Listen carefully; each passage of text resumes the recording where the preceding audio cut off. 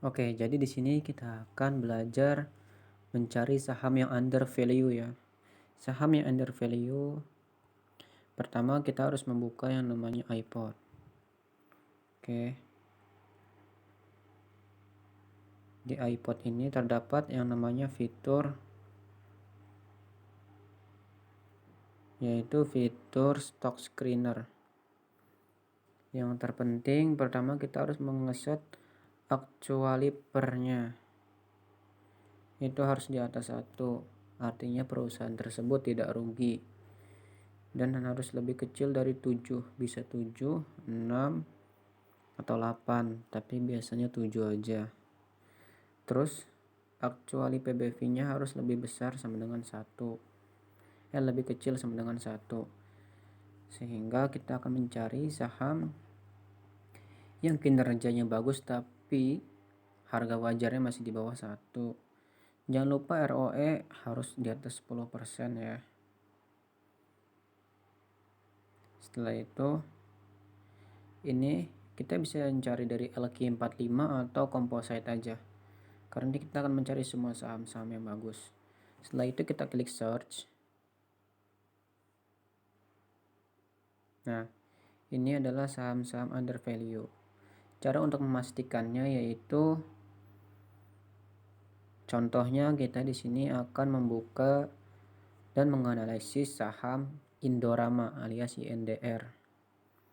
Pertama kita buka yang namanya fundamental perusahaan terlebih dahulu.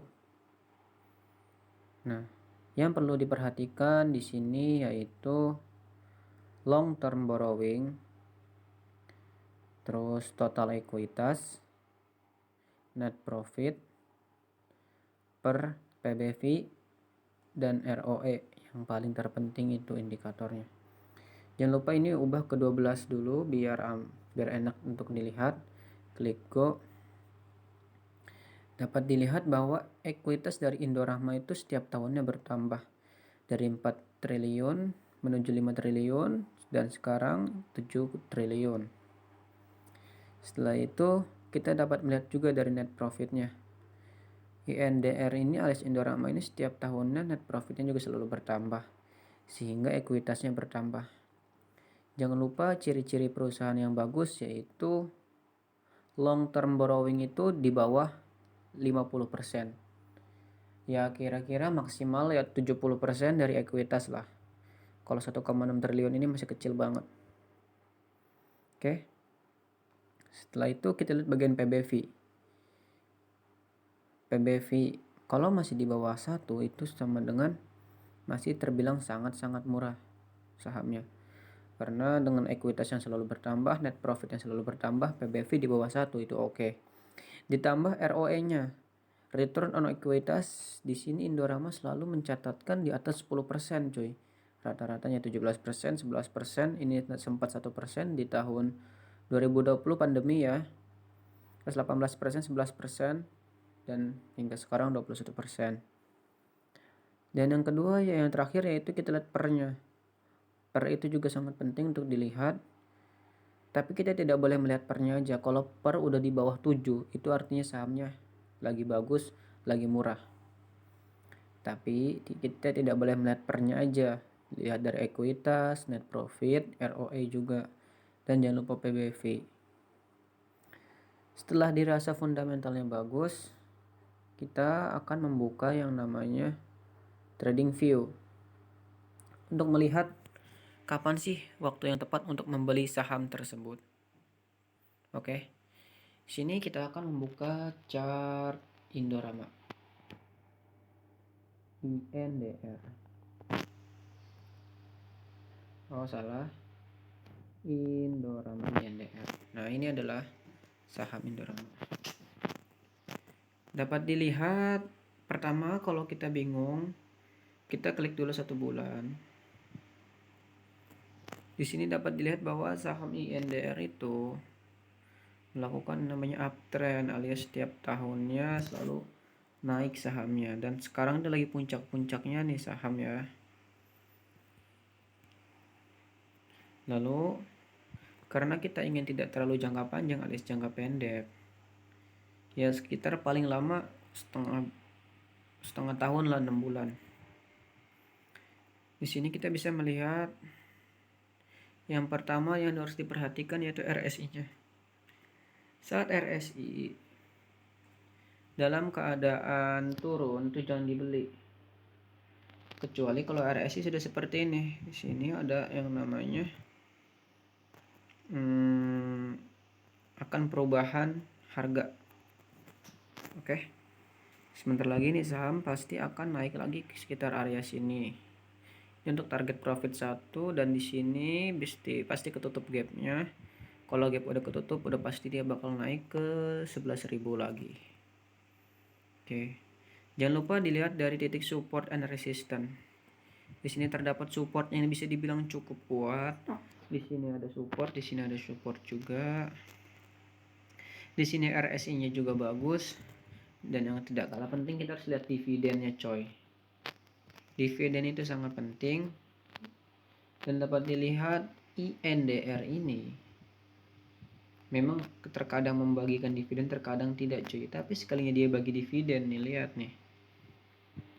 Dia ngasih dividen sekitar 5% dengan rasio cuma 25% dari net profitnya, sehingga perusahaan ini tidak semua net profitnya dibagikan kepada pemegang saham, melainkan untuk kemajuan di masa depan suatu saham ini.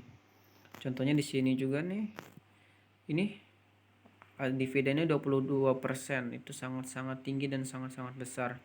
22% itu sangat tinggi sekali. Dengan rasio pembayaran hanya 50%. Berarti untuk prospek kedepannya perusahaan ini masih bisa dibilang sangat bagus ya. Oke. Contoh yang kedua yaitu dari saham INDF. Gue juga suka dari saham INDF ini. Yang pertama nih, saham tuh selalu membagikan yang namanya dividen. Dan dividen itu selalu rata-rata di atas 3% terus ya. Dengan rasionya yaitu di bawah 50%. Sehingga bisa dikatakan bahwa saham INDF ini 50% keuntungan dibagikan kepada investor dan 50% lagi dipakai untuk kepentingan perusahaan. Dan dilihat juga di sini INDF sedang berada di support yang lumayan kuat dan bisa bilang lumayan kuat ya. Lalu selain itu dia sudah membentuk RSI seperti ini. Yang pertama di support, yang kedua RSI-nya bagus, yang ketiga ada divergence. Di sini cukup signifikan divergence-nya. Bisa dibilang sangat signifikan ya, tidak terlalu signifikan tapi lumayan signifikan coy. Setelah itu dia sempat bertahan di sini dan memantul-mantul, dan kemungkinan dia akan naik lagi ke arah sini. Untuk target jangka pendeknya ya dia bisa naik ke arah 7.000 lagi ya. Tapi untuk target jangka panjang INDF ini bisa sampai sekitar area 8.000-an sini. Dia akan kembali ke titik atas itu. Kenapa saya bisa bilang seperti itu? Karena lihat lagi fundamentalnya. Kita akan melihat fundamental dari INDF ini ya.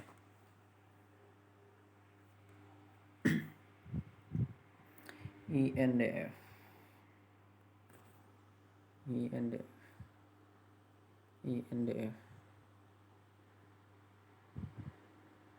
Di sini saya cukup terkesan dengan saham INDF ini karena apa? Karena dapat lihat ekuitasnya setiap tahun selalu bertambah.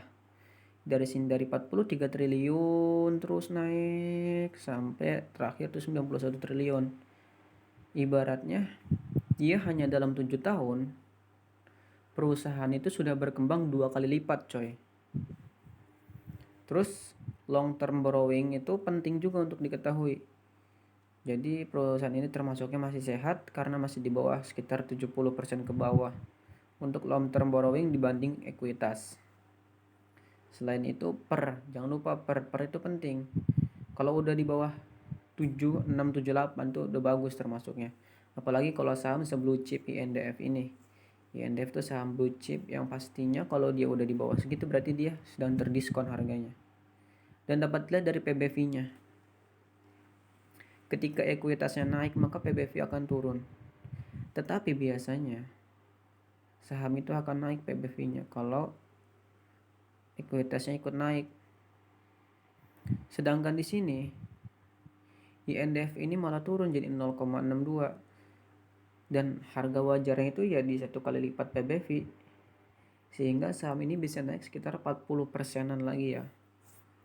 Soalnya kan 62 ke 1 itu sekitar 0,40, sehingga dia bisa naik 40%-an lagi. Dan lihat dari target price, orang-orang juga pada nargetin di saham bakal naik ke 8.200, 8.700, 8.500 tuh. Pada tanggal Januari, Februari, Maret, April, Mei, Juni, Juli, Agustus, Juli, 28 Juli itu ya. Ya, kurang lebih seperti itu untuk target price dari INDF. Kemungkinan dia bakal naik ke 8.000 itu sangat besar. Karena dilihat dari fundamental yang cukup menarik, chartnya juga cukup menarik untuk saat ini.